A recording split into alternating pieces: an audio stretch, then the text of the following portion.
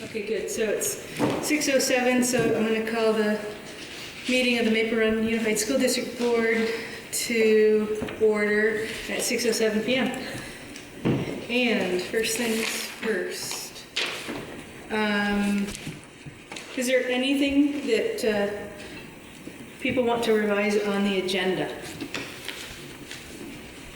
So if not, we're gonna, the agenda is accepted without objection. So the next thing is the Pledge of Allegiance. And there's a flag right over here. I pledge allegiance to the flag of the United States of America and to the republic for which it stands, one nation, under God, indivisible, with liberty and justice for all. All right. So this is the visitor section. I don't know if we have any visitors that would like to speak today. Maybe a couple. It just sent a message. Okay, so we're just going to wait 30 seconds or so. Yeah.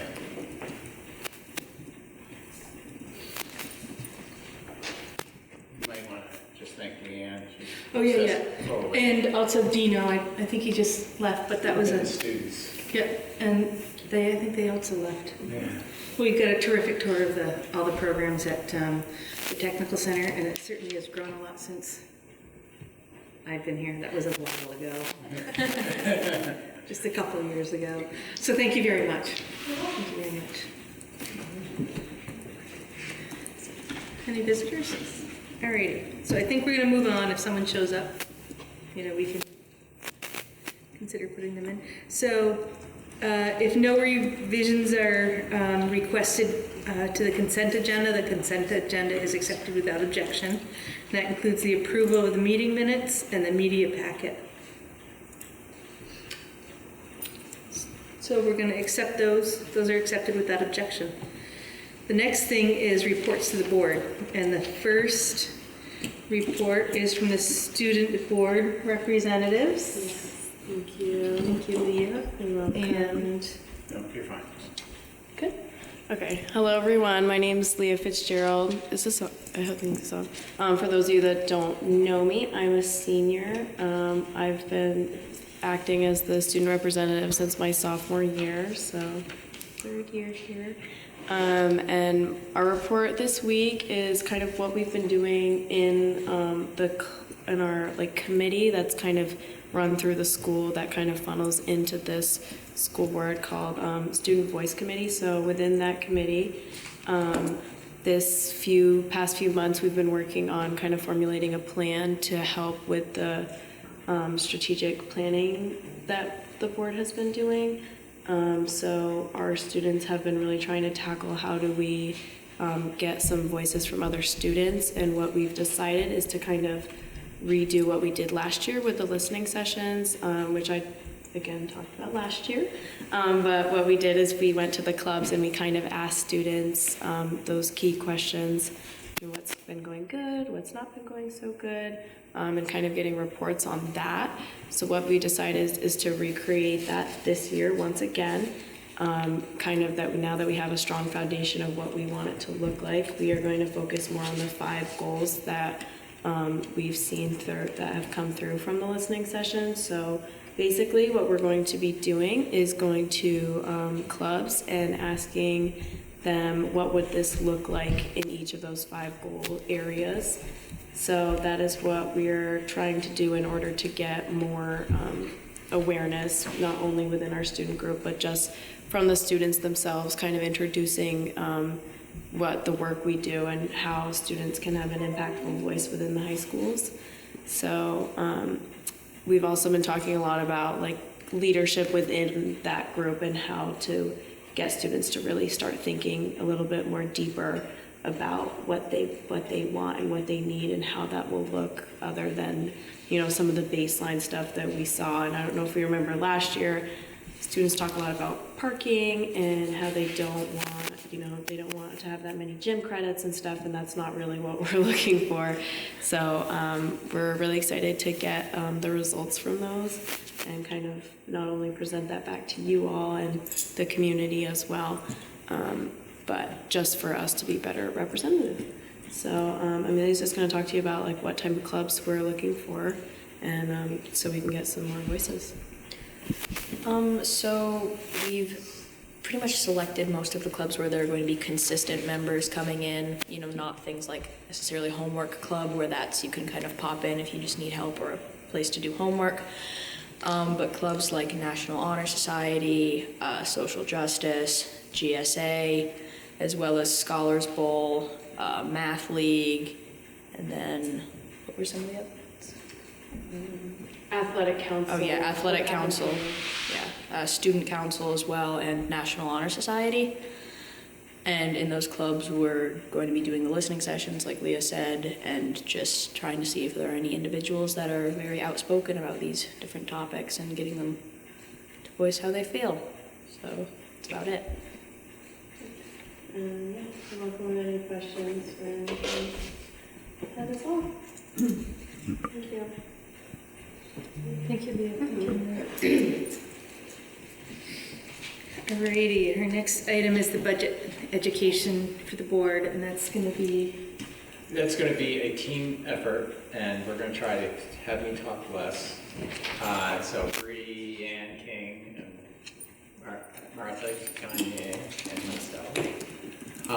They're bringing up the presentation that we sent you, Laura. And I will tell you there's one slide that's in this presentation that wasn't in until today, because we realized we forgot to add something. So the three of us are going to present, and I'm going to hand it over to Bree to take it from here. Hi, thank you. So this first slide right here is the introduction. So it's just going over what we're going to discuss. I'm going to discuss how we create the budget, both with the principals and down at the central office. Bill is going to cover the impacts of Act 127. Martha's going to cover the ESSER grants and the special education funding. And then I will then review again the budget timeline. So I just hand this to you, as any good teacher would do. Sorry, this is my teacher piece, would say, hey, what do you know before you get into something? So we said tonight would be a little bit about Budget 101. And for those who have been on the board for the past few years, you got used to hearing a word called equalized pupil. And Act 127 has made it so equalized pupil is no longer, and we're going to weighted students. And I'll explain all that. But what I want you to do is look at these. We have a nice little matrix here. Who has control over the expenditure budget, the weighted pupils, that's the number of students, the property yield, which I'll explain what that is, and the common level of appraisal. And you have some things down at the bottom that are possible answers. So legislature, house sales, who attends schools, local board, the electorate should have probably been up there as well. So those are some possible answers. You might think of something different for who has control. And then what happened for this fiscal year? Did our expenditure budget go up, go down, stay the same? Did our number of pupils go up, go down, stay the same? Same with the property yield, same with the common level of appraisal. And we'll show you this at the end, but it's a little bit just kind of get your brain activated. What do you think? So we're going to give you a few seconds. You can, if you want to use an elbow partner, David, you can't use Martha. But you can think about this a little bit and just say, what do we think happened? What do we recall? And not everyone was on the board at that point, so that's okay. But what do you remember happened for this, building the budget for this year was based on last year's pupils numbers and expenditures for this year. And some of it might be obvious. It seems like it's too obvious. You're not going to be handing these in, but this is just a little bit to kind of get you thinking for a little bit.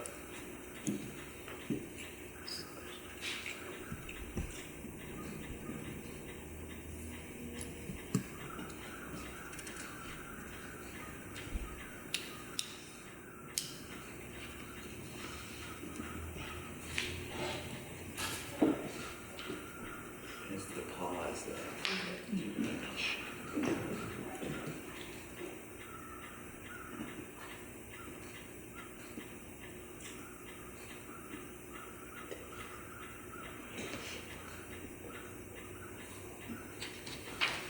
So as we go along, you can try to fill this in, it might help you as we go along.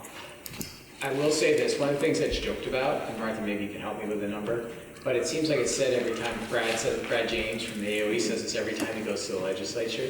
There's about 100 to 150 people in Vermont that really understand how school funding works, and there's 2 people in every district, and it's the superintendent and business manager. We're lucky in this district, there's 3 of us that understand that. So this gets pretty complex, and it's unfortunate in some ways because it makes it hard to communicate to the public about that. And so that's going to be one of my big questions for us to tackle at the next meeting, is how we really communicate this, because this does have some impacts across the state of Vermont. So, if you want to go to the next slide, Aaron? So the internal budget process that we go through at the central office and at the high school, well, at the high school first, the principals will sit down and they will meet with the program leaders and decide the need for the increases or decreases in the programs that they have. Then they will then bring those numbers back to the central office, so then Martha and I can work together to create the budget for the next fiscal year, which is then brought to all of you for adoption. So one of the things that was enacted in 2022 was Act 127, which I think is going to it got some press when it was enacted. There were some articles in 7 Days and Vermont Digger about it. I think it's going to get a lot more press this winter. And this sentence that's taken up from here, it's an act relating to improve student equity by adjusting school funding formula and providing education quality and funding. This is based on our state's constitution. If you remember back in 1998, there was what's known as the Brigham decision that found that the state is responsible for all children's education in the state of Vermont, not the locals. We have a kind of a 2-tiered system where the locals approve budgets, but the state is responsible for ensuring the education of every student, not the local school board in the Vermont Constitution. So that's what the Brigham decision declared. And one of the things that happened is, as we worked with equalized pupils, there were weights, there were multipliers, sorry, not weights, but multipliers that gave weight to students for different grade levels, for poverty, and those were the big things in those. It was a guess system for those weights. There was no scientific-based way of determining those weights. There wasn't any study done. There wasn't any research done. It was guessing. And so in the legislative session of 2021, the state legislature asked for a study to be done by UVM to what it actually costs to educate students who have different needs and different backgrounds. That study came out and gave us different weights that are far different than what would be equalized. And that we're going to talk about that tonight. So that's really the impetus to make this change. And that study really gave us to where we're at now. And it's starting in fiscal year 25. And when Martha Bree and I sat and talked about this, they said, we're not going to compare, in my explaining Act 127, I'm not going to compare it to equalize and what we were doing there, because it just gets too confusing. For those of you who are on the board, if you want some of that, I'd be glad to do that understood the funding formula. The big ideas are still consistent, but there's some differences. There's a big difference in how we count students. So for funding, I should say for funding. Okay. So this is really, the new weighting system will affect pre-K. It did affect pre-K before, but pre-K, elementary, secondary, middle school, poverty, and ELL students. So if you go to the next slide, on this slide, I have up there, and this is just to give you an idea. And I'm going to use free and reduced lunch, but I can use others as well because it's the one I can read. It used to have a multiplier of 125%. Now it has it used to add an extra 25, extra quarter to every student. Let me say it correctly. And now we're adding a 1.03. So you can see how the weight, I just wanted to kind of say the drastic changes in the weights. What it's done is it's a new weighted system. And I could go through all of those. I know you have them in the printouts and it's hard to see up there in the projection. But you'll see that there's also, for population density, we didn't have this before. When Act 60 was created, there was grants for small schools.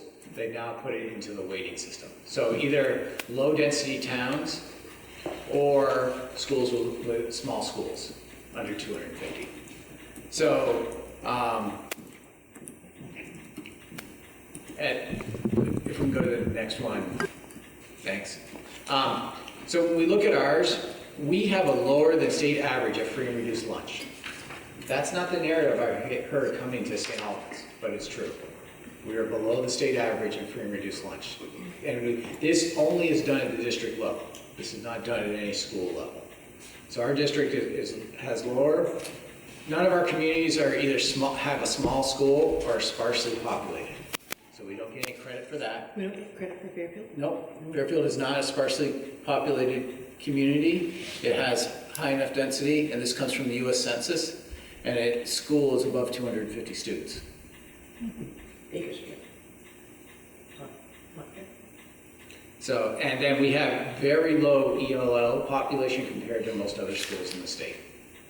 So when you look at that, and to give you an example down at the bottom, you can go back one slide. If you look at the bottom there, you'll see our equalized pupil numbers were 2,426 and change. And when we do our long-term weighted ADM, and this is for comparison only, this number will not be used in any calculations, just to kind of know. Our weighted students, if we were comparing them to the equalized pupil, would be 2,271. You can see we're losing about 155 students, or down about 6.4% in our student population that goes into the funding formula. Okay, so we're going to have less students in the funding formula, even though our student population staying pretty much flat. We've been flat for years. We're very consistent. It's actually very nice for many other aspects. So our long-term weighted average daily membership will be 3,571 in fiscal year 2024. That's this year. There's a reason why that's important, because there's a 2-year average used for funding. We don't know the numbers for this school year coming up. So if you go to the next one, I wanted to kind of give you an idea, and I'm sorry the print's so small up there on the slide, but I tried to give you some extremes. One of the things I looked at, the AOE has been great in giving us some of these estimates of what the long-term weighted average daily membership is, and what's going to happen from the weights with the comparison. So an example, I took 2 extremes. There were some extremes greater than this, but they were really tiny districts. So Winooski, who had equalized people of almost 900, will be going almost to 1,300. So they're changing pupils is about 390 students, or about a 35% gain. Seems right. What do you know about Winooski? High poverty, high second language, and students, high number of families that English is a second language. Mm-hmm. So that, by what the aims of the study are, the Vermont state law, that makes sense. Mount Mansfield Union High School, the other extreme. There are ones that have a greater loss, but they get pretty tiny fast. Has right now almost 2,500 students are going to be going down to about 21, or a loss of almost 15% of their weighted students. Okay. Then I added all the communities within Franklin County. I added Colchester as well, since they're right there. I should have probably added Milton as well. Just to give you an idea of some of the changes that are happening, and some of you know those other communities quite well, and thinking about their poverty and their English as a second language, those are the big factors, because almost anyone with a distribution of students they have in preschool, elementary, middle school, and high school, those weighting factors change, but they're changing relative for everyone else, so that's not a big change. It's really these pieces, the weight factor, for ELL and free and reduced lunch. And then I showed you at the bottom, we're losing about, as I said in the previous slide, about 6.4% of our student population now. So I'm going to get a little technical here. I'm sorry, I've been trying to stay at a really high level because this law gets really technical. But I do need to tell you this. The law provides for what I'm going to call as a soft landing. It's called a cap. And so if our tax rate, and going from equalized to weighted, from FY24 to FY25, the tax rate increases more than 5%, there's a 5% cap in growth over the previous fiscal year. But here's the but, that happens for every year. But if you don't take advantage of that the first year, you can never get it substantial years. It's almost encouraging us to spend more than 5%. I will tell you, Martha and Bree and I looked at a calculation. If we were to take this year's budget, go into next year, and I don't think our model's accurate. It's one of our very big frustrations right now is we can't really model this. We'd be at that 5% cap right now. Okay? There's a second part of that, and that's the bottom part. If our FY25 spending per long-term weighted average daily membership increases more, education spending increases more than 10% over this year's, using the same way to weight students, then it's going to go to a board of 3 superintendents and 3 business managers to review to say, was that necessary for it to happen? Or is that trying to spend too much because of the cap? And give that recommendation to the secretary who makes the ultimate ruling on whether that happens. That will happen after, we think, from what we've been told, most likely will happen after budget votes. So you won't know that. So Martha and Bree and I have been talking about the target's probably somewhere between that 5% cap and not getting over 10% before you have to go to that board. Okay? The problem is it's relative.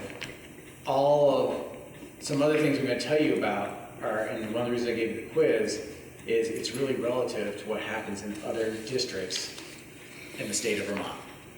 And I'm going to explain that, I think, on the next slide. So this, go ahead.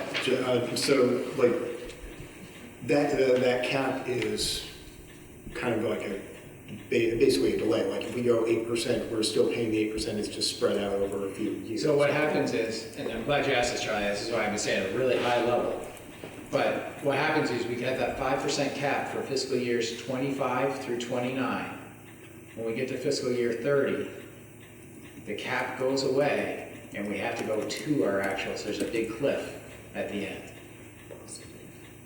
Or a big steep hill at the end. Maybe a cliff is the wrong one, because you have a real jump in your tax rate, because that cap's gone. So basically it's a matter of how far do we want to kick the can? Yeah, how far do we want to kick the can? And remember, we've got inflationary effects going on. And, yeah. And we can, I'm hopeful I know by December 1st, because Bree and Martha and I have been talking about it. We've had a lot of conversations in the past 2 weeks, as my board report said to you earlier.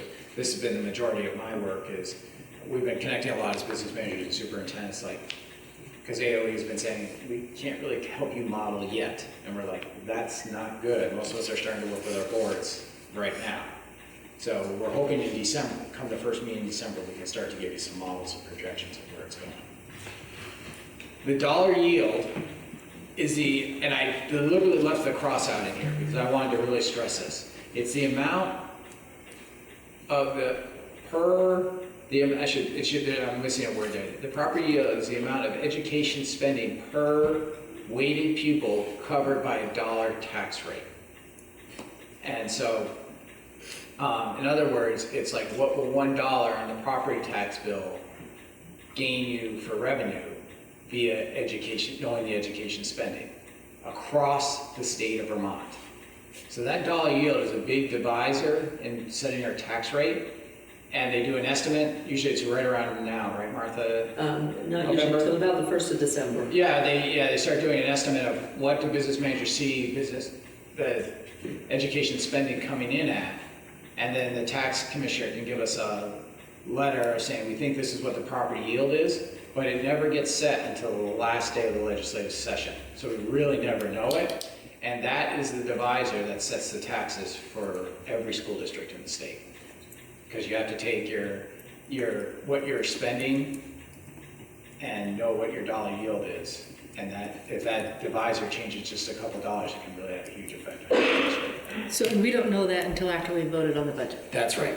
And that's been that way. It's, Yeah. We've I have to estimated. say, it's been that way right along. That's why every time we come to the board to adopt a budget, we always are indicating that the tax rate is an estimate because the yield is always set after the fact, and that yield may fluctuate, and that can change your tax rate slightly, or more. But one of the big things that makes it hard to model this year, and I put it down there in the bottom, when we were doing equalized pupils, we had, how many years have we been under this platform? Is it 15 or 18 years under this formula?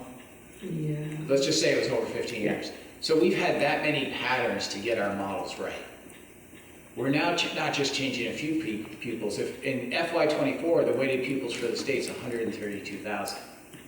And I don't know what this fall census count's gonna be. And that has to be long-term average with FY24. So that FY25 and FY24 have to come together, and it's enough of a difference from 83,000 to 132,000 to say, how's that really going to affect the yield? And everyone's like, I don't know right now. I know that's not comforting, but that's why we're hoping by December we'll have a better idea of where we're going with that. But that's a really huge piece that's coming out of this law. This is a good law. I mean, what it's trying to do is say, what does it really take for resources to educate a student across the state of Vermont? It doesn't mean that we're trying to rate that there will be people who say there are winners and losers. I choose not to look at it that way. It's going to be harder for some of us than others. We're going to have a hard time compared to some of our neighboring districts in north and east of here. But I think of Georgia and some of the ones just south of us, they're going to have a harder time with this. But it's about providing all the resources needed, and this is about what we all want, so all kids can meet their educational successes. It's probably the best way.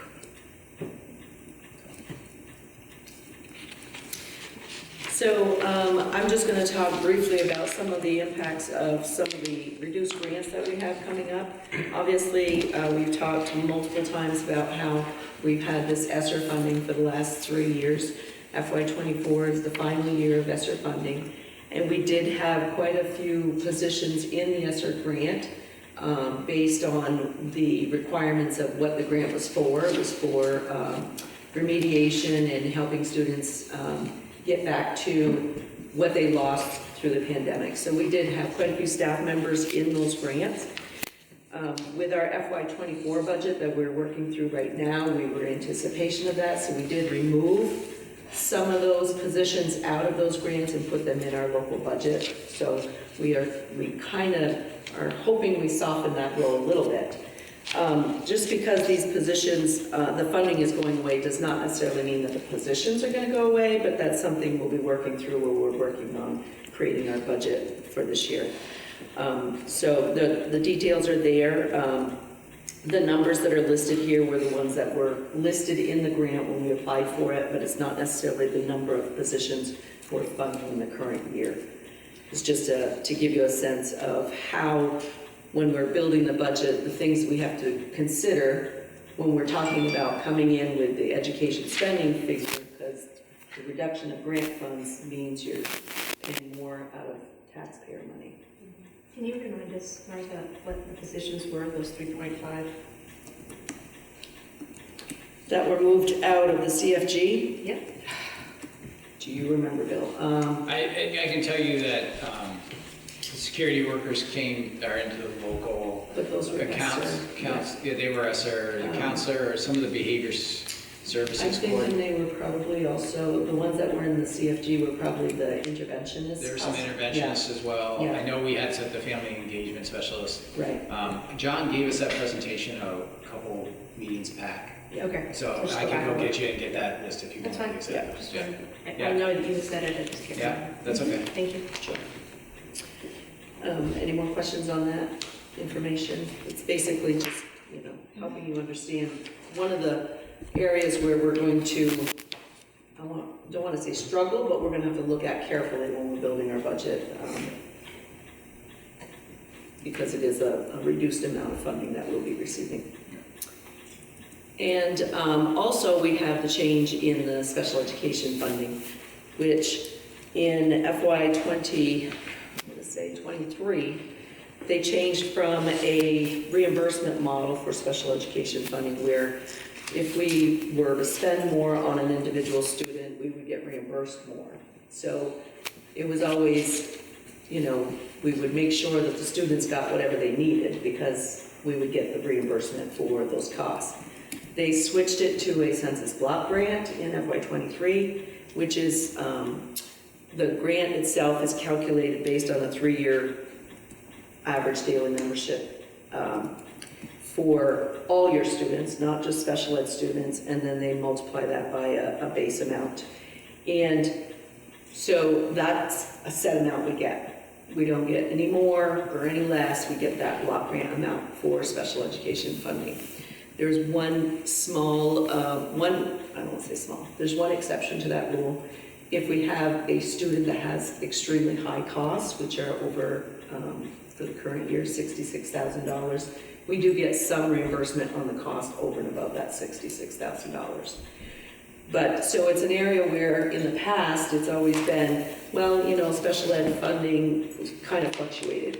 Well, now, if we have additional costs that we didn't anticipate in special ed, we have to manage it within the budget. We're not getting any more funds. So it's another area that we have to look at when we build in a budget.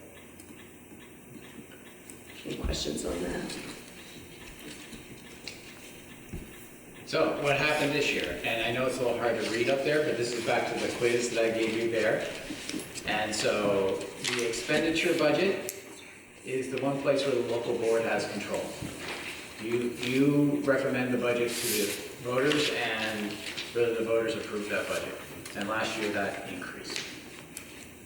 In the equalized pupils, it's really about who's here, who attends school. I'm not really sure if there's really a control piece on that, but, and what happened last year, we decreased a little bit. Very minutely, it was less than 1%. And then the property yield, the legislature sets that, as we said earlier, they set that in May, and that increased.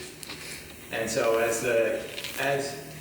and I'll go back through all 4 of these in a minute. And then the common level appraisal is set by the house sales. And as you all know, the house sales have been going through the roof in the cost of the valuation of a house. So I'll start at the bottom, come up. As the CLA gets less, it means tax rates increase. It's good to know these little phrases, like if the CLA goes down, tax rates will go up. And that's because houses are selling for a lot more than they're worth. That's right. So it looks Than like what they're appraised at. What they're than they're assessed. appraised at, yeah. Yeah. So it looks like it's a richer town. Yeah. Because they're selling for more than they're appraised for. Yeah, and the city that has it is the one that's out of whack. In Fairfield, it actually increased because there was a reassessment last year, so that helps the tax rates there. So, property yield, which is that dollar, how much money can be raised on a dollar of taxes. When that goes up, it decreases the tax rate. So that's a good thing. It's going to have for this year, it's going to be a different student count, and much larger, so it's going to go down from where it was last year. This past year, we were over $15,000. And we're anticipating it's going to go down considerably. It'll be like in the $9,000 or $10,000 range. Yeah. But remember, so the equalized pupils to weighted pupils, we're going to increase pupils. And what happened last year is we were decreased a little, just a tiny, and so it's basically flat. But as pupils increase, more money's increased, whether in weighted pupils, and then the expenditure budget, as the budget goes up, the taxes go up. And it's not on the overall budget, Martha was kind of alluding to this, it's called education spending. So it's what you have for your total budget minus outside grants and other revenue. I don't know if I got that right. So basically, like with weighted pupils this year, because it looks like we lost a lot of students, they're not going to give us as much money. Well, it's going to be different. I can't say that yet. It looks like we lost some students because they were just recalculating what our equalized pupil count looked like for the 25-24 fiscal year. They recalculated with the new weights, which then gave it a lower equalized pupil count. But we're waiting for the new long-term weighted ADM, which we won't get until December with this year's information. We will be able to determine or look at how much of a difference it is based on the refiguring we did for FY24. Then we'll know whether or not we're gaining or losing. Right. So we don't really know yet. We didn't lose that many students, just the formula. Right, which the they count formula as has students changed considerably. Therefore, we have a lower number. Because it looks Because we don't have as many students who are higher needs. English as a Yeah. second language. We don't get, Yeah. So, and that weighted pupil average, we need to know the number for this year because it's a 2-year rolling average, but that doesn't get factored until FY25, correct? Or we're building the FY25 budget, Right, All right.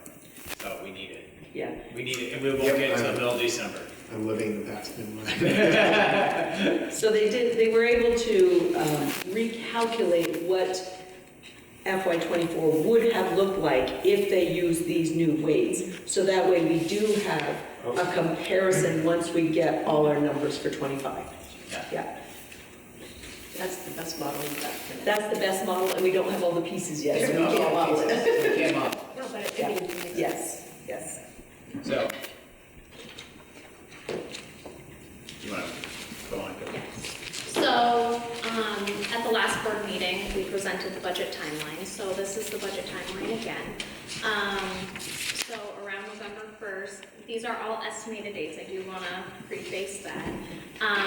But November 1st, at that board meeting, our plan is to set the budget targets for everybody, and then coming back on December 6th, presenting a first rough draft for all of you to review.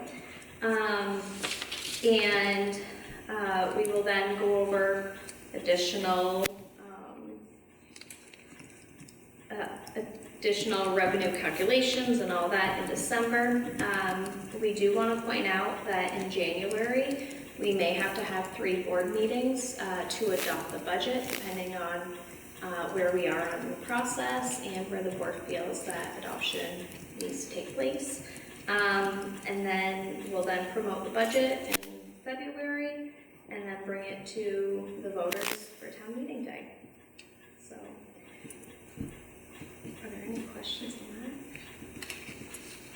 I just want to, I'm going to re-stress what you just said. Is that the 3 of us have been talking, and I would like to ask everyone to reserve the first 3 Wednesdays in January. I really don't think we're going to be able to start talking about it in January. And I said to the leadership team, and we're recalibrating our leadership team agenda, that we try to do budgets earlier, but that we're going to have to probably not have some other topics we would have on the leadership team because we can't model yet. And so we're going to have, it's going to be fast and furious, to use a movie expression. Yeah, we It's a movie anticipate, title, not a Title expression, thank you. Right. we anticipate having to go back to the leadership team once we can actually start modeling. So, So that you have the information to help make decisions, to help us.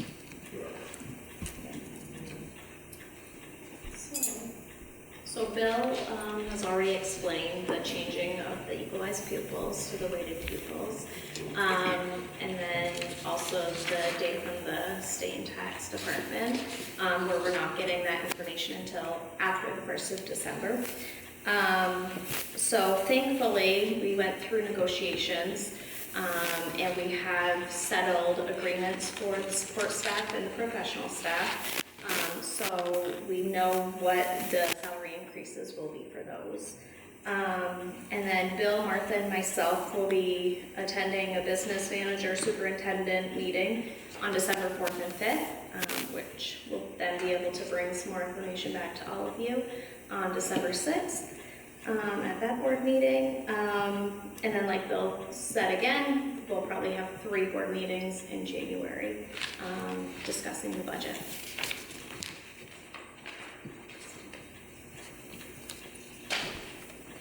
Are there any questions from anybody? think probably what we're gonna have to think about as a board is like getting out there early to talk to the taxpayers about what this is gonna look like, or the, you know, the community about what this might look like, so that they have an idea, you know, instead of waiting until that last, you know, informational meeting, like maybe doing some work in the community ahead of time.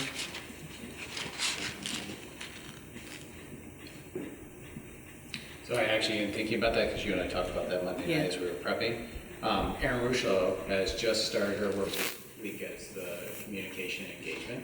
So I know we're going to talk about board goals in a little bit, but I've asked her to come to the next meeting because we Okay. talked about that. We'd be talking about board communication plan for the budget. Yep. And that she could be here to help support because she'd be the detailed person to put stuff together to support the board, so that she would be here on that board meeting to listen and say, how can I help you? Okay. Alrighty. So it sounds like we're going to have a very tough job. It sounds like we're going to probably have less money, more expenditures, and we have to make that balance, correct? I think that's where we're headed. I don't know that for sure, Charlie. And so I've asked the principals to build local service budgets right now. Is there an optimistic note we can finish on? Like any sort of positive nugget? Well, If not, I'm going to eat this chocolate here. you might want to eat the chocolate, but I want to go back to what I said before, and I really mean it. And maybe it's because I've worked in several districts in Vermont, and my first obligation, and I truly feel this, is to Maple Run. But at the same time, this is a way of trying to balance in all the states of Vermont, and that's really what the legislature's trying to do. I've talked to a couple legislators about it that were key in putting this forward, and they took the responsibility of educating all of Vermont students. They knew it was going to be hard for some communities and easier for others. And so that's why they tried to put the caps in there, to have some cushion, to have one directly said to me, to have an off ramp for districts, but then there is that cliff, there, that place at FY30 that we've got to look to, so you can't, spend so much. It sounds like we're incentivized to hit that cap at least, because We are, that's the they're thing. basically saying if Yeah. we don't hit it, then we don't have a safety net for future years. Right, and that's what, and Martha and I and Bree, we've been out, that really became clear to us, the past 2 weeks? Like, I think we're gonna have to advise the board to go over the cap, because if you don't have access to it in the next few years. So it's almost encouraging more spending than the money that you're gonna raise out of your tax base.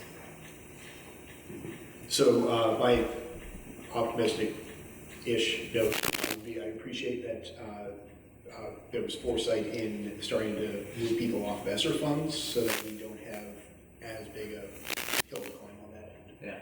Yeah. And we're actually, from what John, I think he said this at the meeting he presented, I know he's been saying this everywhere, is we're in a much better place than a lot of other districts. Like, it was said in Digger that Champlain Valley, I think it's 14 or 15 positions they've got to cut for the next year, because they're ESSER and they don't have a way of funding that. And they're in the same position we are, that VFE's this funding formula. Alrighty then.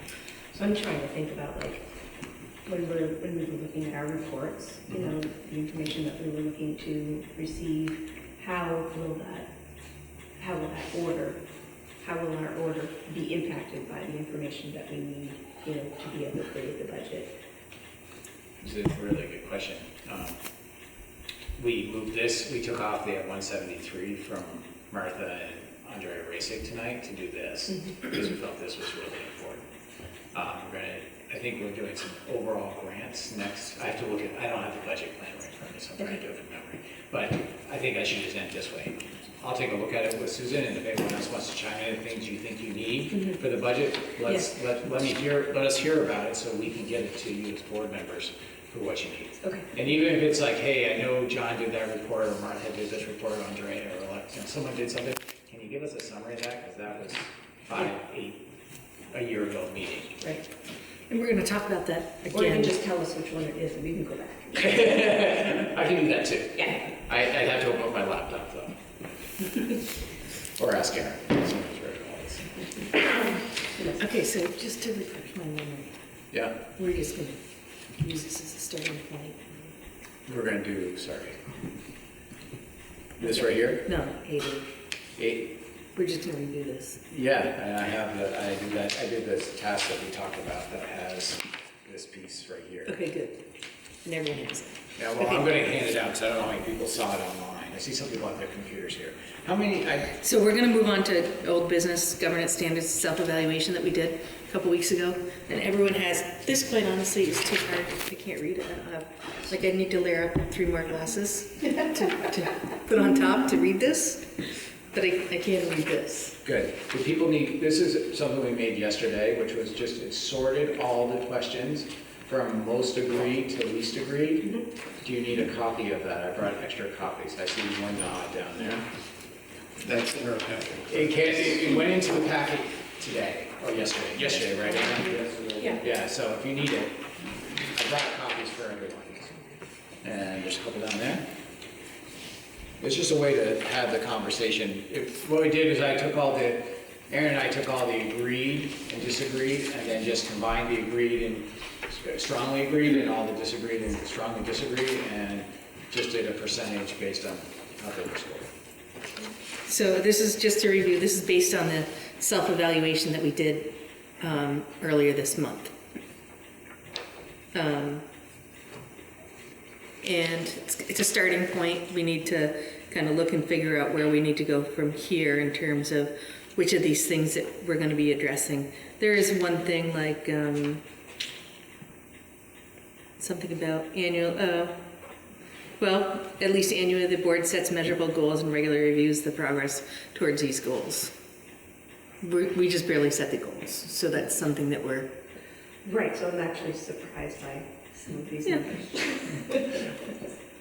And the other one, evaluating the superintendent. I think that's down below, because we haven't done that. We're doing that, we're in the middle of doing that right now. Yeah. Susan. Nilda has her hand raised. Hi, Nilda. On my forehead for loser. I do have a question. Can you scan a copy of what you just passed out to me or email me it or something, please? Yeah. Thank you.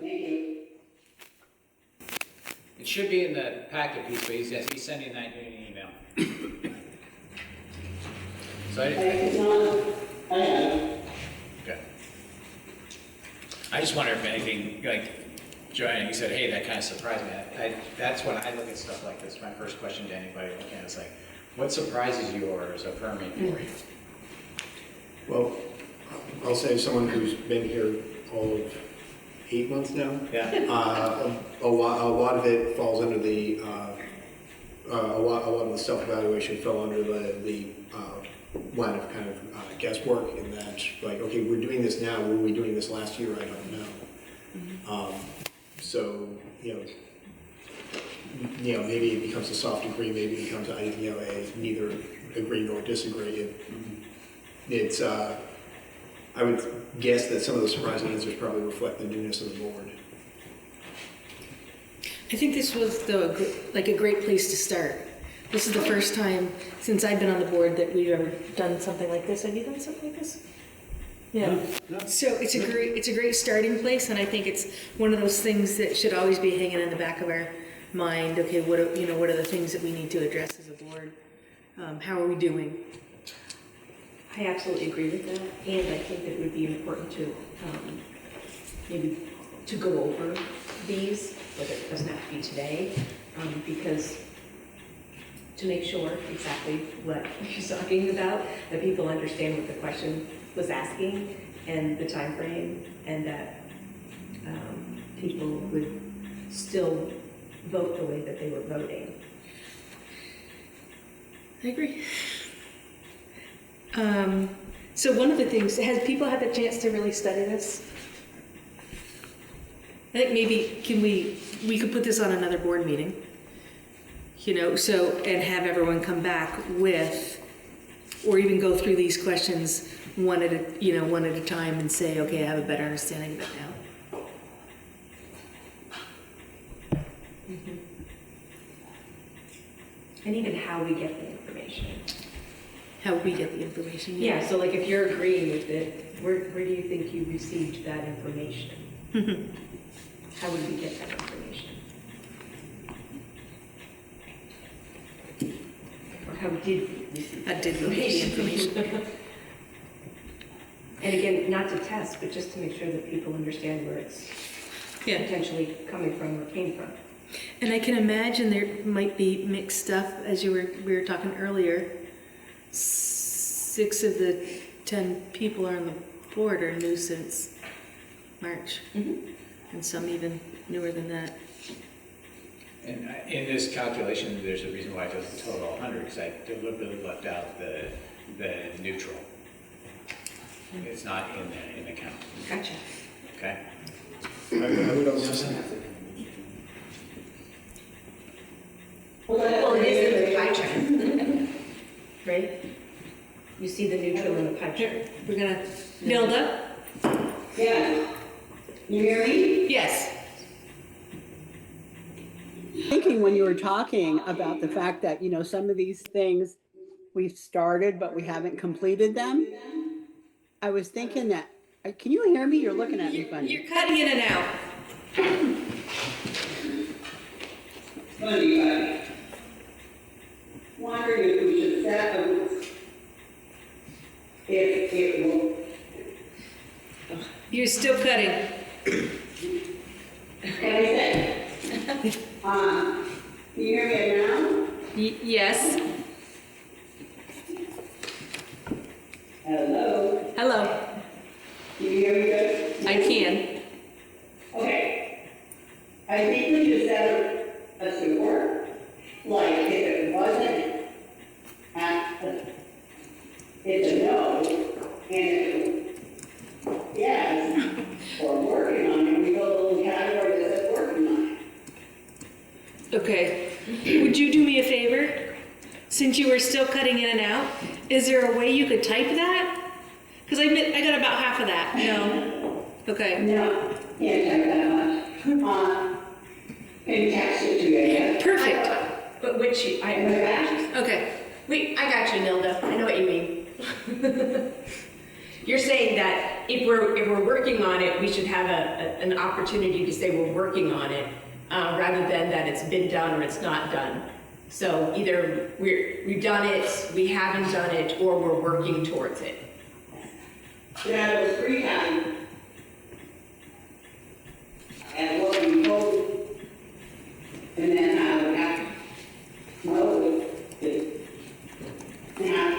the category you got done. So you're right. Yeah.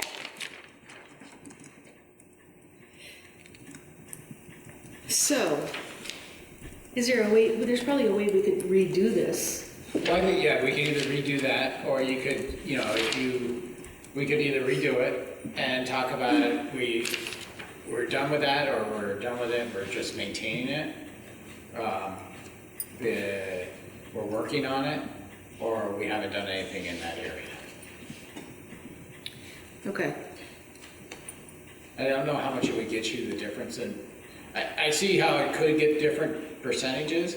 I don't know if that's really, I think it's more about the discussion you have as a board about which, you can't do everything.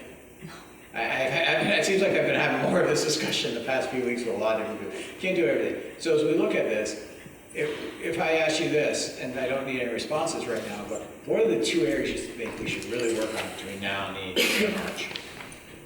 And then what would we try to do? And look, maybe that's covered by our goals. Maybe that's within the goals. Or maybe that goes towards goal 1 around board operations and induction. But I think you want to be successful. That's what builds a good climate of working together, and effectiveness as a team is if you do 1 or 2 things, try to improve everything. So I think it's more about the conversation you have as a group, less about the numbers that are over on the right-hand side. Yeah, Go. Nilda. I just wanted to comment, when I developed, I was hypercritical. At that date,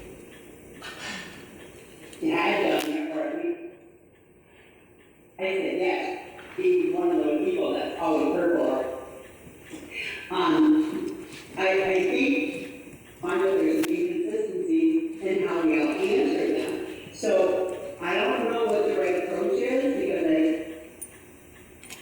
that we need to, right, we keep track of what we said we're going to do. Again, we don't want to lose sight of it. I mean, make sense? Yes. Did you hear it? Some of it. Did you read my lips? I'm really good at reading lips, actually. We filled in the blanks. I mean, I think what she's saying, and I would agree with you, Nilda. I also felt that I was hypercritical, but I don't feel that to be in a negative way, because I feel like when we talked about it before we did the survey, we talked about the fact that we all know that we have work to do. And it's okay that we have that work to do. And we've made a huge amount of progress in this past year to get us prepared to do that work. Yeah. So we don't need to say that we've done all these things when we haven't, but we are absolutely on the road to do them. So I want to make sure that everybody, that we're all on the same page with each other, that we actually haven't been doing all of these things. And it's okay, and now we're moving towards doing it. Yeah. What are we doing really well? What do we need to keep working at? And what are we just about to be able to say, yep, we've accomplished this, or yep, we have the systems in place to make sure that we're going to make these things happen. All right, so that kind of leads into our next item anyhow. And I'm just trying to figure out, so what do we want to do with this? And how do we want to come back to this? And I don't know if that's through the goals. What are your recommendations? Joe, what do you think? I think it'd be great to put it on an agenda, have it on the next agenda, or whatever agenda we can, and to be able to go through them item by item and talk about the ones that we are on the road to working on versus the ones that we have really got down. And then from there, we can prioritize which ones have we not created a pathway even for, and that we need to prioritize to work towards. And we might only be working on a couple of them. Yeah, well, I agree with Bill. Yeah. You can't, we don't need to come up with, do all of them. I mean, I would point out that some of them are very easy to make a plan for. At least annually, the board monitors student academic progress and wellness. If we get the reports that we're monitoring that, that's like, do we do an annual student evaluation? And some of them we have to have a discussion about, like, the board maintains an ongoing relationship with locally elected officials. What does that look like? Yeah. So, like, that can't be as easily measured as, did we get those reports? Check. Yeah, right. Yeah, so, and that does lead into the plan for meeting board goals, which we're going to talk about next.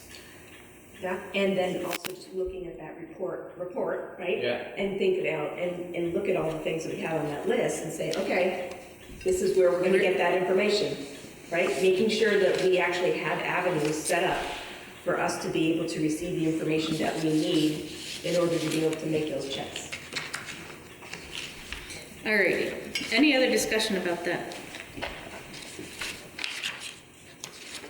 Just trying to get my papers here together.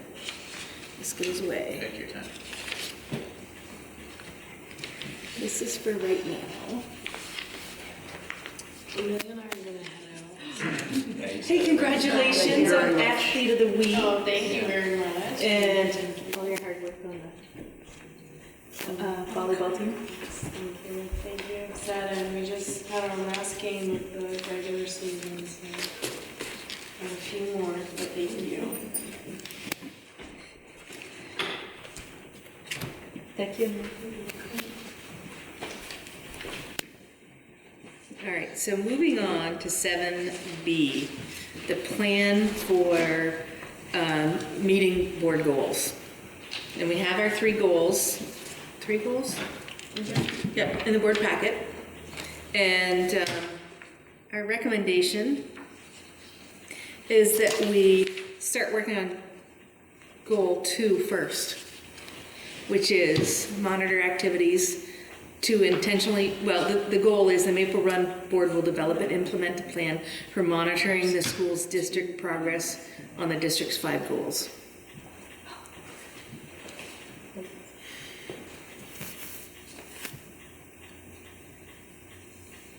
So, we need to think about these action steps. I don't know if everyone's had time to look at it. So I just have a quick question about the data that we can get. So we have on this reporting schedule, student data, we've got, very good checking the third district goals.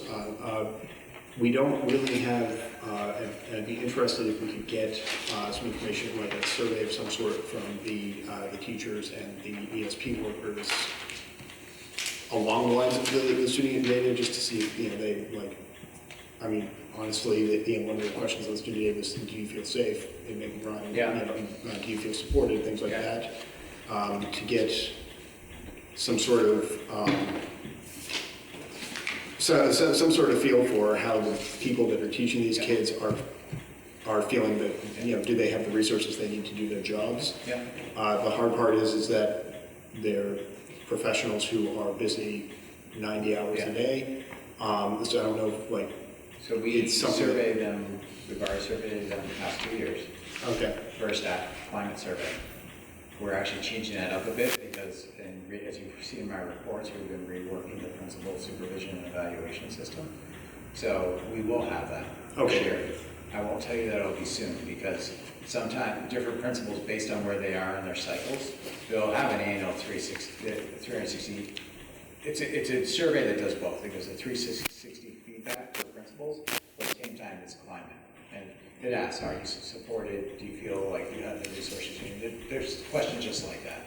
And because the problem, the students just left so bad, because Leah just said it to me a couple days ago.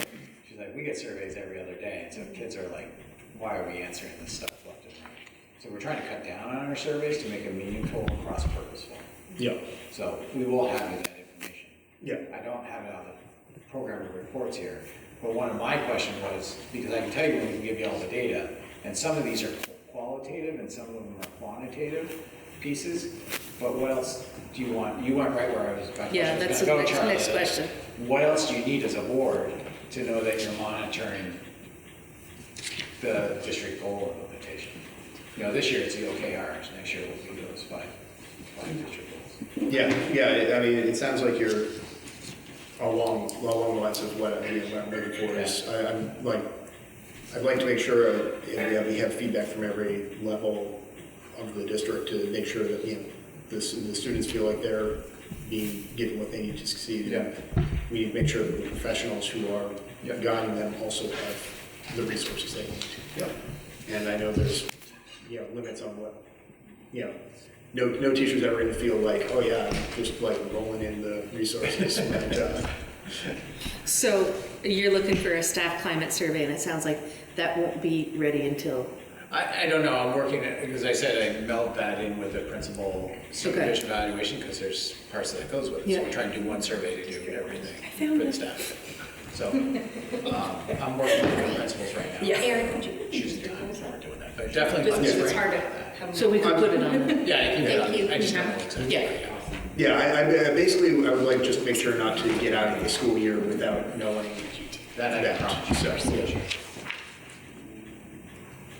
So, what other reports or data are we looking for?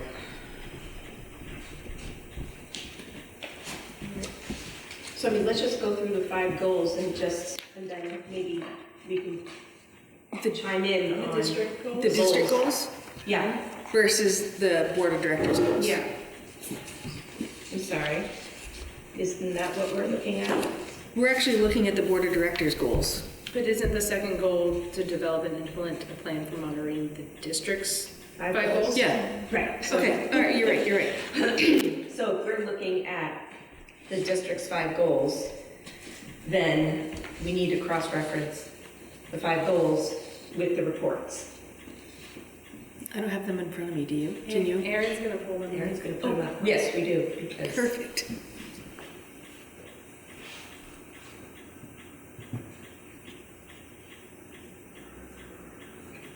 They're also, I believe, listed when we go into the link for our board packets. They are. Yeah, yeah. From the 20th. But we need them in one place so we can look at the other stuff at the same time. Is the issue. So I think that's a great idea, but at the same time, we're asking that of our community. And I think What, I'm sorry. we're asking our community in the development of the strategic plan, what are the evidence and indicators, and what will it look like and sound like if we reach each of these goals in the strategic planning piece. I think you should have that discussion right now. I'm not saying that. I'm just saying keep in mind that that's going to happen in December 2nd. Also, we're going to be asking our community to say, what's it look like and sound like, and how do we know we've met these goals, of the 5 goals that you helped us set.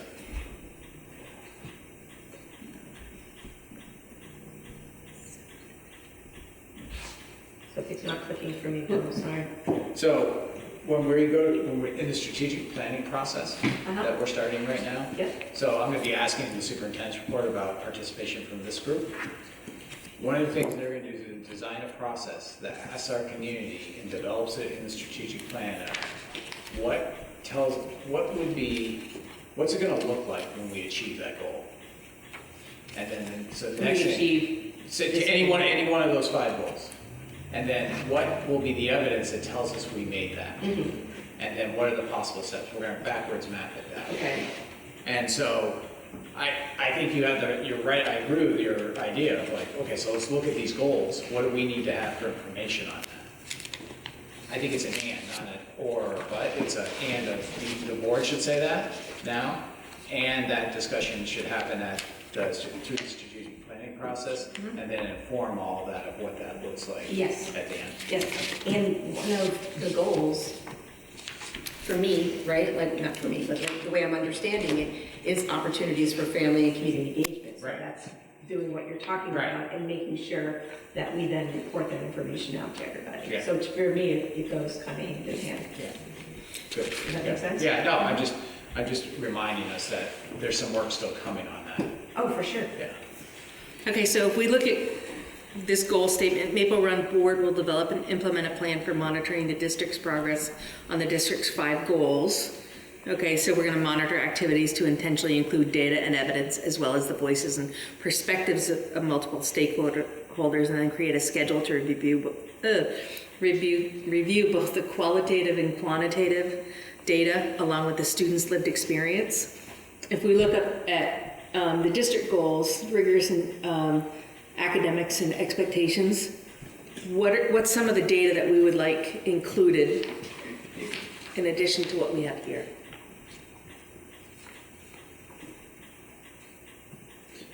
I mean, off the top of my head, we're putting a lot of effort into getting our literacy goals met, and so we need information about,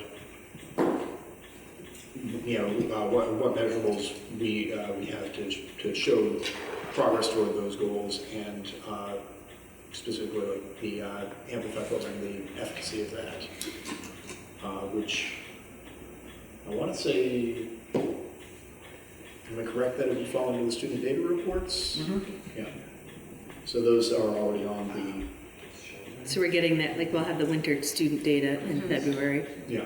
So we the should. spring student data next fall. Yeah. Any other information that you want from? Here's a question. Okay. Bill, is there a way to, without seeming controlling, is there a way to get some anecdotal information from like PLCs? So it's a little bit, it's What are PLCs? all right, sorry, professional learning communities. Okay. So that would be the teachers having the conversations with each other about how students are progressing.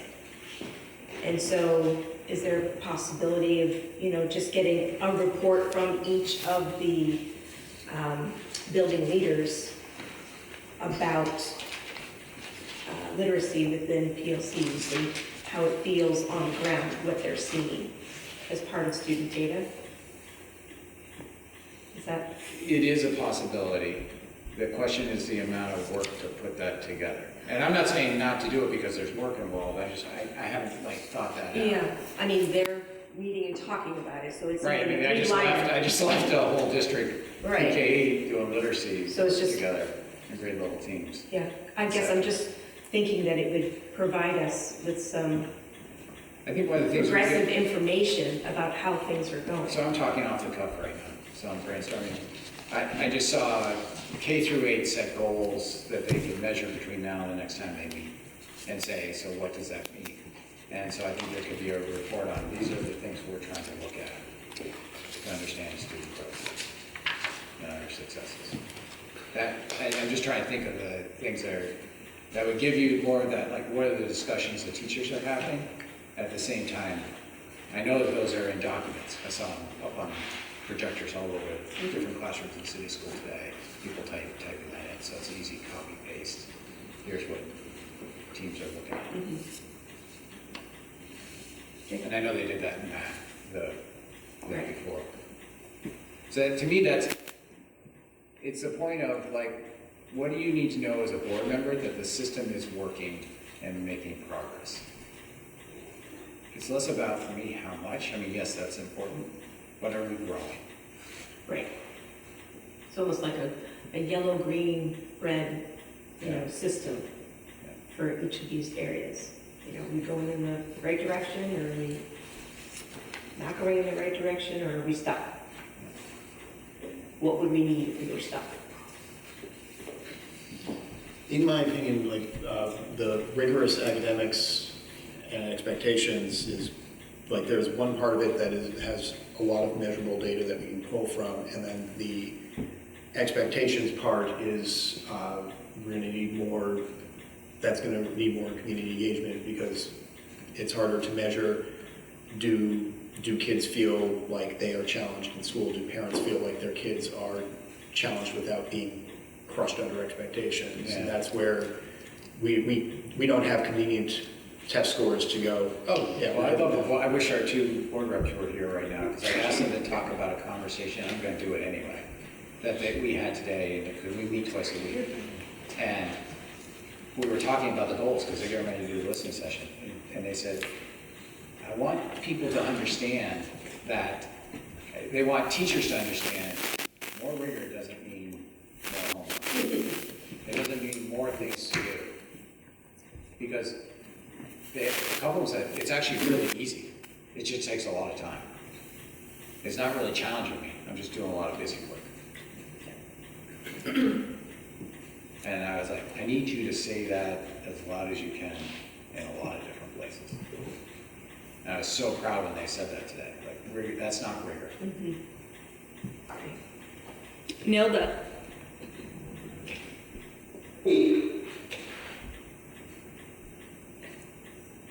Can you? A little bit.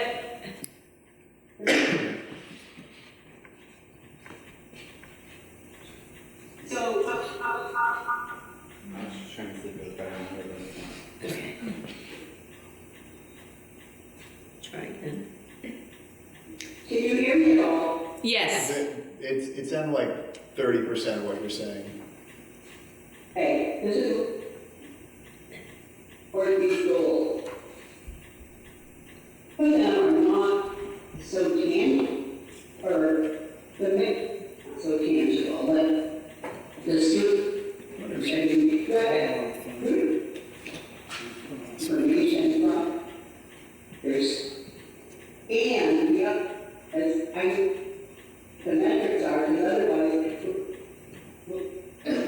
I thought and that's not what I thought we were going to see. We get this down, not at all. Research 50 minutes on these goals for free, depending on what the goal is. you get, I guess, like, visual learning opportunities or something. You know, I don't know what the answer is, but it's an amazing thing that we're kind of like all over the place, so. Did anybody get any of that? Some of it, if she was to call in on her phone, Or maybe if she turns the camera off, I don't know if it's the connectivity or, do you hear the snapping on the monitor as well? I don't know if that's connected. If she calls, we can put her on speaker. Nilda, do you want to call in and you can be put on speakerphone? No. Okay. Try turning off the video like that. Do you want to try turning off the video to see if you'll have better connectivity? Sure. Can you hear me now? I can. Yes? Yes, we Yep. can hear you. What I was saying. Oh, No. and me, we're gonna have time, metric, find out whether goals or fees, or whatever, with the way they're written, sloppy, right? That's the word, discuss. I'm just, that we're gonna set up, where 10 of us think about what we need a goal, how students feel challenged, et cetera. Vision, I think around a little bit too. Sometimes the data and sort of randomly, I just not yet type here. Look at this order. This. Well, so we're going to get information as a purpose that's going to help us understand what type we would need. And I think it's sort of a building process, and we don't want to lose that in this whole thing. And I guess that's all I have to say. Okay, so they just. She's just saying it's Is she what? She's saying it's just can't decipher it. Now we can hear you really well. Oh, good. Well, I didn't say anything inappropriate, so that's good. I'm done. Okay. So, let's go through these others, and then think about any other data that we want. So the next one is consistent policies. Can we just pause on that? Yeah. So we've talked about the rigor aspect Yeah. of it. So what about students on the other end of the spectrum? So students that might be close to dropping out, or students who have half-day schedules, or people who are struggling, maybe they're involved partially in like Vermont adult learning, just whatever, just. So we're looking for data on that. I would Yes. suggest that would fall under point number 3, support services for students and families. Which we obviously still need data on. Yeah, I'm just saying. that Okay, we just so- have to figure out how we're going to get that information. So data Be on both. things like Yeah. students in alternative programs, dropout rate. Yeah, or what's, supports for them, engagement level.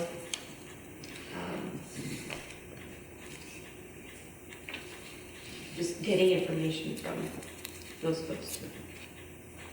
Okay. Would non-traditional be like kids who went through the tech center and then were able to get a job right after graduation in their field? Is there data on that? Does that make sense? Yeah, no, I mean, the non-traditional is not so much the tech center is one of our flexible pathways, but I think about, we have, I think it's any of the flexible pathways, and if I could, I wish I kind of caught this before, because traditional and other pathways to graduation, because we have kids that do work-based learning experiences or online courses that do as a way of learning. We're starting to do a lot more with community-based learning learning for kids. So So we could get a report on that. we could get some on that, yep. Okay. Yep. Opportunities for family and community engagement. What kind of data are we looking on that for? On that, yes, I'd be even looking just for numbers. How many, how many forums or small group sessions have we done out in the community? I think I would want with what you said, and also some information on how we are promoting those things. Are they in the paper? Are they social media? Are we getting the word out? And then ideally participation numbers and how many people actually attend those forums. Okay. Student-led conferences, how many people are attending those? Is there enough room for everybody to attend? Okay. What else have we missed there? I think the two that we haven't talked about, and the second one is the constant policies to address bias and behavior issues. Yep. We've actually, this is the first year we're really excited that we're all on one unified system for behavior tracking. We talked about that success, and I think we did in a board meeting, I did an update that we've unified our definitions across the district this year, which has made it so we can go to one database for keeping track of behavioral issues. So we could get that information. It's going to be the first year of it, yeah. Okay. Because we can't, what we had before is apples and oranges. So Okay. you can't really compare. And then also knowing, I think we have to get, the summit report called for this, which was being a lot more transparent with what is happening with HHB and Title IX and, how many do we have, what's going on, what are the numbers of suspensions, what are the number of, and just, I think we have to talk about that. And to just say what that is. Yep. And what is the experience, of people, perpetrator, victims, through the process? Yeah. And we can get that data. We can get that data. We're getting that. We've had what we need for state reporting, but it's not sufficient. So that's why we found this unified system. We actually left Swiss, which you would know, Joanna, and you might know. We left. And so we're in our own custom piece with Panorama that Martin's been leading us with. On the IT side, Alexis has been leading with the behavioral work that she leads us with. So that's really been a team effort. And then the opportunities for family engagement, we talked about that, but the community education and action and inclusion, I think that's more of stories and telling you what we're doing to build that. I think we're really at the infancy of that piece. So, one I would say that example of that, that again, I wrote you about in my update was what we did with in education for Franklin County, Jeff Benet and his leadership to really celebrate. This is the first year we've done it, be in school on Indigenous Peoples Day and celebrate, and we had folks come from the Abenaki and from other places to help us educate our students and our staff. And that would also be, we could get data on that, like how many events we've had. Well, that's what I'm saying. It's more, I don't even want to call it qualitative data. There's still standards for that. I almost want to call it stories. Like what I just told you was a little story of this happened. And it's data in a way, but it's not a researched methodology of how you gather data. And those are just as important. Right, I guess, we could qualitative make it qualitative in terms of how many classrooms, out of how many classrooms did receive it, some kind of education. So how many students, because there's students who don't even have a social studies class that probably didn't receive any kind of information. Oh yeah, there were quite a few students that didn't. Yes. Right, so that's how we can look at it number-wise. All right. Anything else on this? For anything that that relies on anecdotal evidence or stories, one of the things that I would like us to be aware of is that, there's a tendency sometimes to kind of sort them to the stories that we like. I'd like ideally to try to present All stories? Yeah, like if someone's feeling left out or there's a bias incident and they felt that they weren't helped, I'd like to know about that, rather than kind of tilt things toward the stuff that shows us doing a good job. I'd like to know, I'd like to be as unbiased as possible in terms of collecting this stuff. How are we gonna collect that?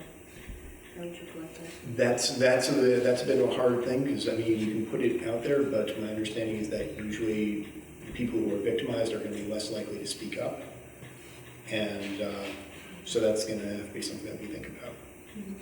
And you also have to protect them when they do speak up. Yes, it has to be anonymous, and anonymity can also be a difficult thing to achieve in a small town where everyone knows everyone, because someone can not have their name listed and someone else can be like, oh, I know who that said that. But I think it's something that we should do serious thought to make sure that we're trying to reach everyone and recognizing that sometimes we're going to fail and we need to fix that. Yeah. Alrighty. So, you've got all that down, right? It's on video.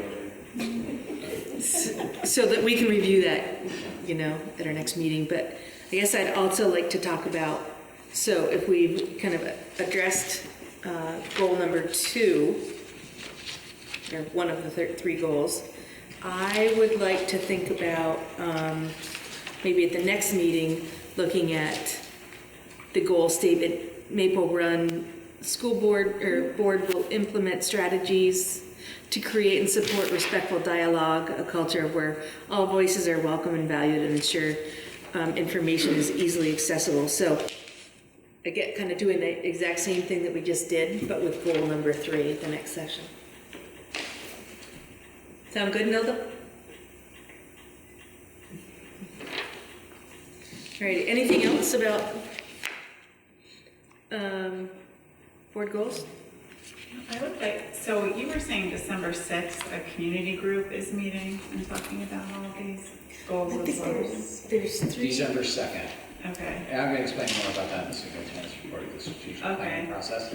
I just would like to hear that information before we submit our own goals. So it'd be nice to have them Well, I think complementing each other. These are the goals that we voted on last session or the session before.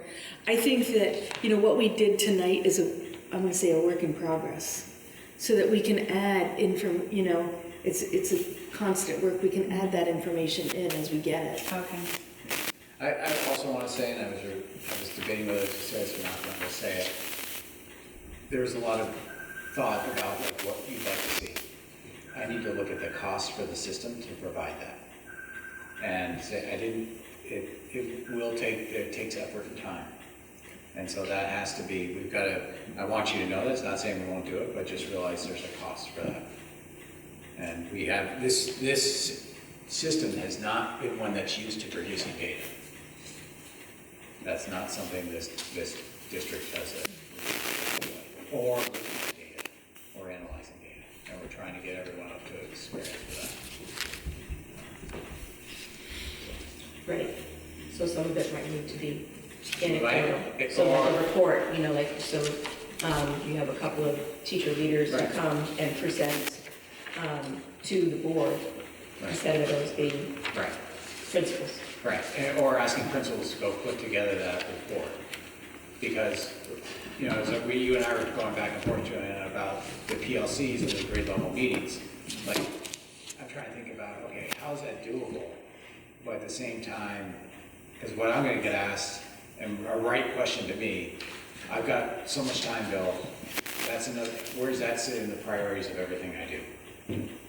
Well, maybe the literacy person takes care of that and not the principal. It's part of I'm your not job saying- to I'm not have saying that it's- information available for the principal, so they would just come and present So it here. I'll be really transparent.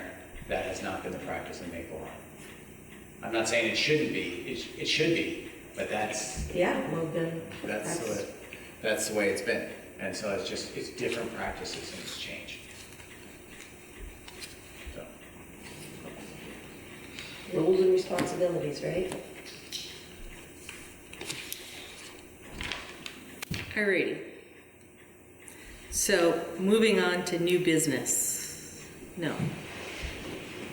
Moving on to new business. The FY25 budget timeline, which I think we've pretty much covered already when we talked about it earlier.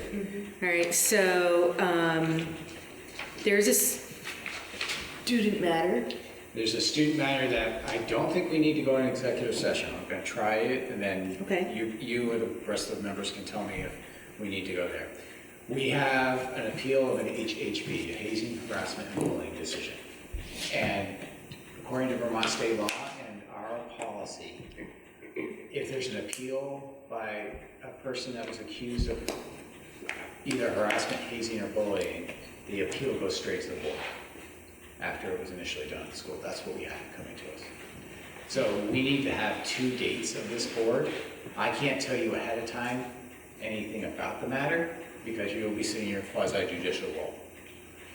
We need to do training for this board because the board has changed quite a bit since the last time. So talking with the district's attorney yesterday, he said pick a date. We have 30 days for the appeal to be heard from when it was asked by the parent. So November 2nd is our 30th day. So we are in the place of we need to have a training one night and a second night have the appeal hearing.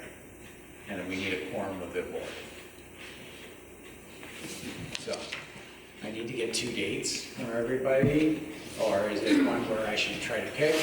Because I understand the calendaring with everybody, with 11 people at the table is hard to do. 2 days between now and November 2nd. So, Joe, with all due respect, it's October 18th. Yep. And we've had a meeting. Yep. Why are we only hearing about it now? So I am trying to protect the board right now and making it that early, November 2nd, because there's a confusion. There was a verbal ask and there was a written ask. I could go by the letter of the law and say, I take the written piece. The verbal piece came to me last week, and the written piece didn't get to me until Friday. I wasn't gonna be that cruel. And the attorney agrees with me, don't press the parent in saying that piece. The verbal piece was not directly to the superintendent. So the written piece was last week. Yeah. So then why is it just November 1st? I'm just confused on the, you said 30 days. I understand that. Okay. What I said was the person asked verbally of someone at the school level, it's supposed to come to the superintendent or directly to the board. Okay. And the attorney said, don't swallow in the technicality with the parent because they think they did it this day verbally when they were supposed to do it through writing to you last Friday. And that's when we received the... So the parent asked a staff member at school on October 2nd? Yeah. And the staff member didn't tell you until yesterday or We a didn't couple get days it ago? confirmed. We didn't get it confirmed. There was voicemail tag, there was email tag, trying to get back and forth.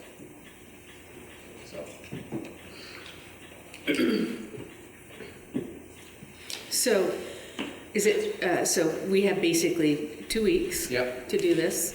So I'm looking at next week. 2 days, 2 separate days. 2 separate dates. And this is not something that can be added to the board meeting on November 1st, it has to be.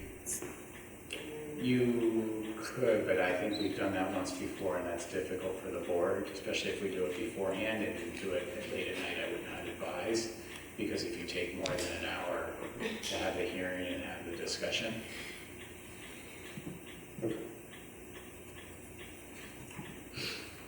So, do you guys want to toss out dates right now?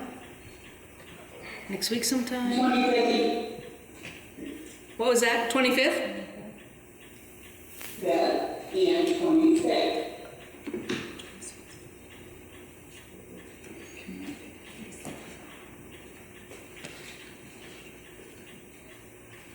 So how many people could do the 25th?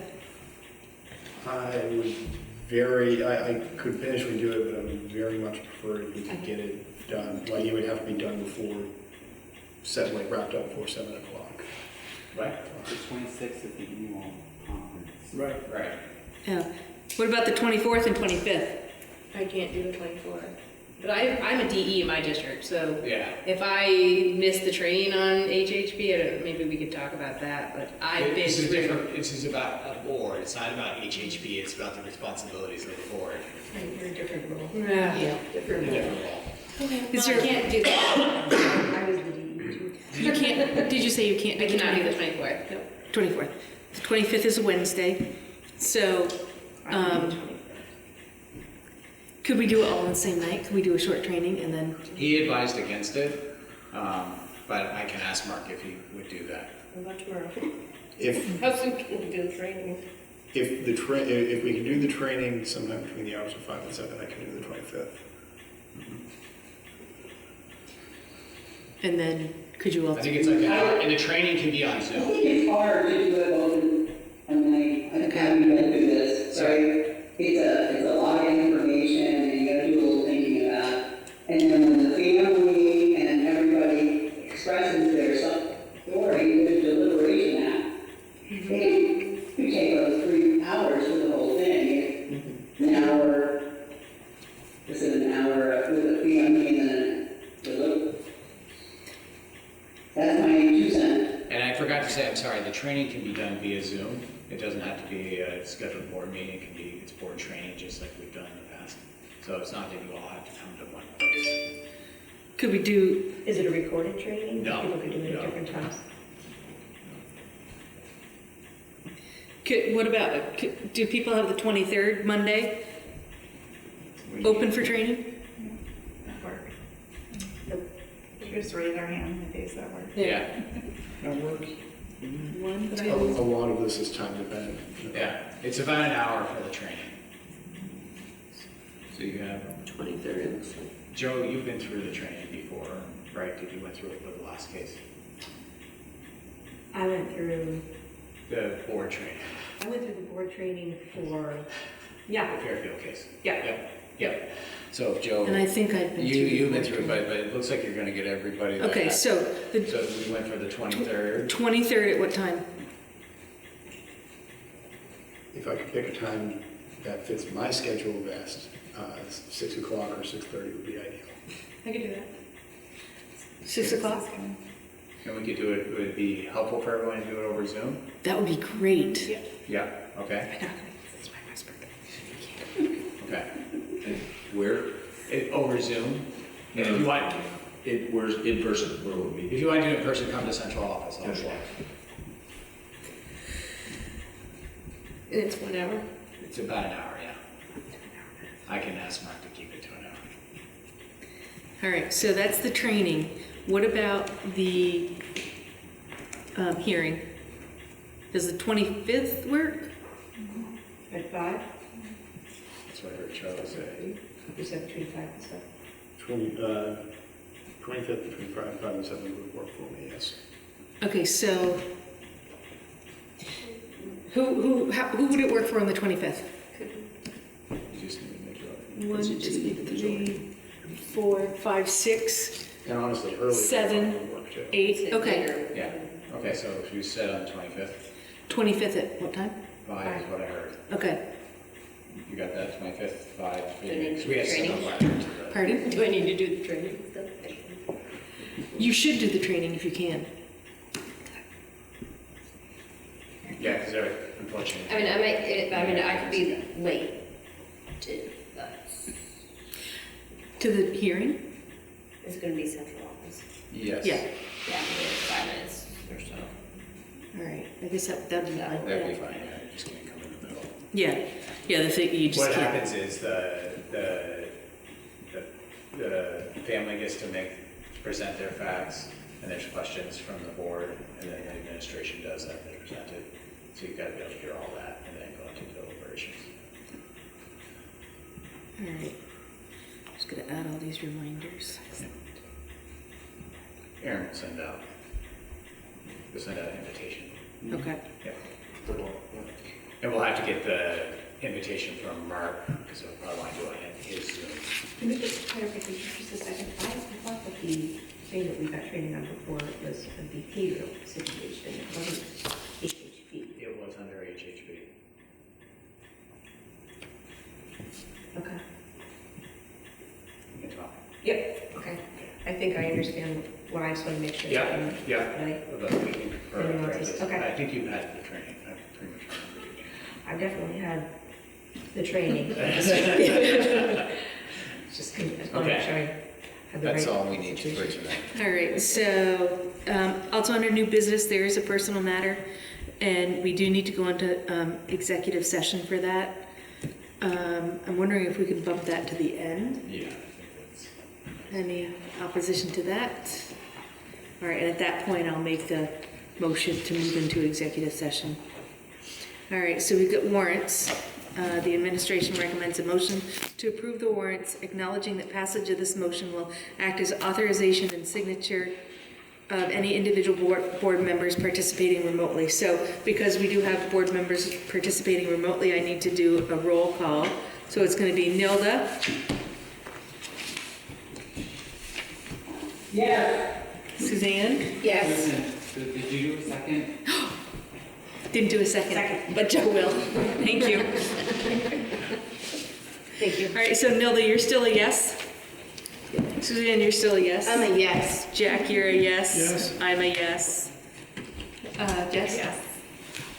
Amanda? Yes. Charlie? Yes. Joe? Yes. Carly? Yes. David? Yes. All right, so that passes. So while these are being signed, we're going to move on to superintendent report. Thanks. I kind of mentioned this a little bit earlier on as we were getting settled. Many of you may have heard that there was a police incident that happened on Lower Weldon Street. It's on Channel 3 now about what they were doing there. If you'd like to see why they were there. We didn't know, but they had several different law enforcement agencies with them and shut down Lower Weldon. Luckily, our DLO worked pretty quickly to get to, it was right before dismissal of city school. So we were able to put out an email and text, I think Aaron, right? Aaron ran it, so. And call to all the parents saying, this is what's going on. We're basically secured the building, kept all the kids inside while it happened, and then when they told us it was all clear, we went back. I don't know that, do you know if it delayed any buses? I don't think it did, right? No, it didn't. We were expecting it to, but it Yeah. didn't. The dismissal was ran as normal. Yeah. Great. Yeah. So I just wanted to let you know about that. We talked a bunch about it tonight, but I think I want to get a little bit more purposeful about the conversation around strategic planning. So, as you know, as we talked about, we're going into strategic planning. We're doing that with the community, as you've asked as a board, the leadership team, putting that together. We're currently, we've had some great support from the messenger and the city to help us get the message out. We've actually gotten calls from people outside Maple Run saying, hey, we're interested in what you're doing.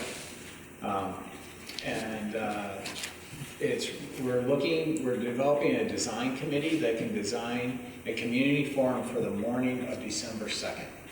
And the goals out of last year's summit work came the 5 goals we were just talking about.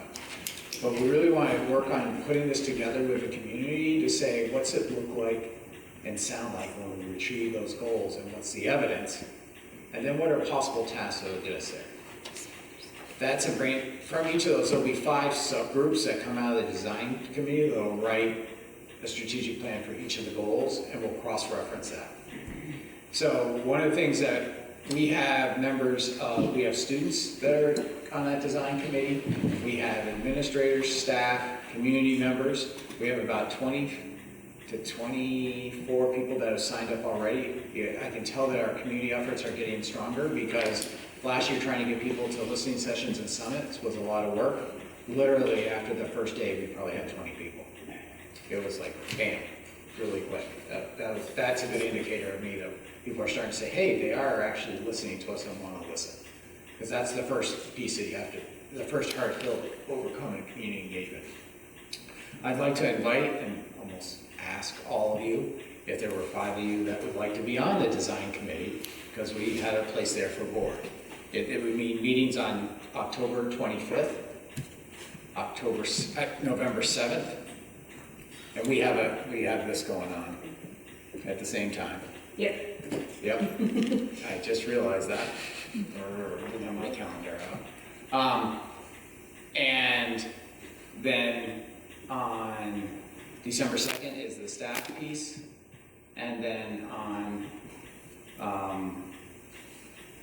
and then there'll be a few meetings through January and February to write the plans for each goal area, and then in March we'll collate those with also a feedback session for the communities. For the people that came to give us input, did we get your input? Did you see it in there in the plan?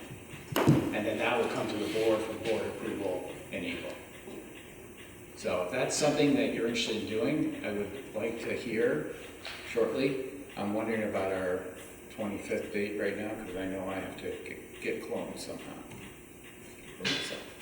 Same time. Maybe it Same would be a time. good idea to send out a poll about we already have the 23rd Yeah. down, so maybe send out a poll. So the problem is I need to write the parents in a letter literally tomorrow when this hearing's happening.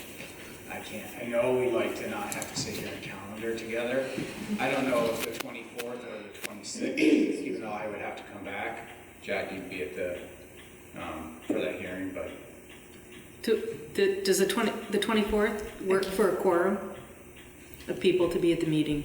So if we did the training on the 23rd, we need a quorum to be at this hearing. So, and what's that? That's 5 votes? I'm out on Tuesday nights. Okay. So how many people? 1, 2, 3, 4.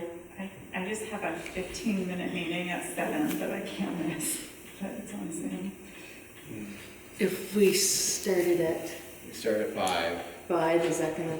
I would hope that you could get there from what I know of this case. Okay. So we're gonna go, I can be there. With me, it'd be 5.5.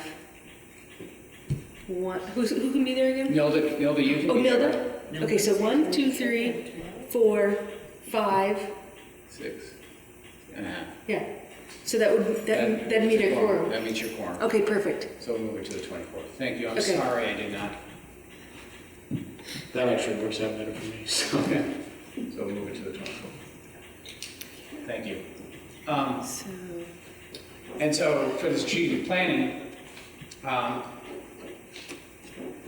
vision is that there'll be teams built around each goal area to build it. Issue? No, we have flexibility with the issue that we were gonna do. Okay. We're good. Very good. Yes, we do. We can huddle afterwards. Yeah. Okay. I already announced this earlier, but I wanted to say it again. Erin Rushlow, as you know, she was our HR assistant, and she's moved into the community engagement, publics, and working with the public engagement piece. She has prior experience doing this work with Sun Common. Before she came to work with the school district, she did a bunch of public engagement, community engagement, and public relations work. So she, as I said, she'll come to the next board meeting, so you're going to be talking about that in the goal. She started, we were meeting today, and some of her first work is just to get on top of what are all the ways that the district currently communicates and engages the public, and just try to gather that. So we don't know what all that is. And before you can make a community engagement plan, it's kind of looking at that, and also looking at some of the tasks that were in the summit report. There's some easy public engagement there, like starting to inform families about supports that are available to them, things like that. So, wanted to let you know about that. And the Creative Discourse Group worked with the leadership team on Tuesday to really looking what they're looking for in a strategic plan. And what that same questions: what's it look like? What's it sound like? How do you know that that's being done for each of the 5 goals? So that's my report at this point. All right, so we're gonna move on to board announcements. Any board announcements? All right then, we're gonna go back to the personnel matter. And I motion to move 8C personnel matter to executive session per VSA 313A1 after making a specific finding that premature general knowledge, public knowledge, would clearly place the public body or a person involved at substantial disadvantage. Would someone second my motion? Second. Thank you, Amanda. So I'm going to call for a vote. Nilda? Suzanne? Yes. Jack? Yes. Susan? Yes. Yes. Jess? Yes. Amanda? Charlie? Joe? Carly? Yes. And David? All right. So we are now in executive session.